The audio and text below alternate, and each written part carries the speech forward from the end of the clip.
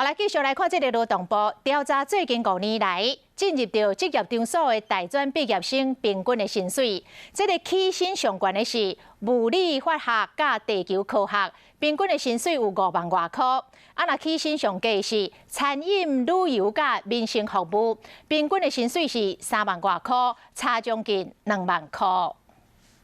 电子或是什么医学、牙医这种，你有可能吗？想选，可是就是也选不到，所以就算了，不够聪明，然后就是没有办法练这样。莫安尼讲，若是风险管理系学生加入本行金融保险业，就可能找到薪水冠军的补助。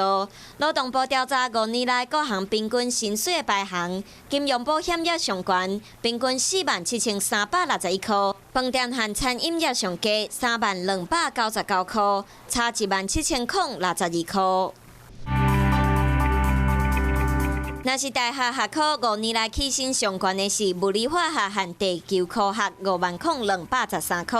工程和工业和医学卫生45000到46000，起薪上少的是餐旅和民生服务31263，国内安全服务和艺术学同款是31000外。起薪最少上济差不多2万。专家分析，因为餐饮业较无限制，市场上嘛较济餐饮人才。高级餐饮科游玩真有热情，一间灶卡就开500万。因为有师傅咧教，只要有目标，唔是干那会使用起薪论英雄，只要有技术，薪水嘛会有调整。他自己要明确的目标，不断的精进。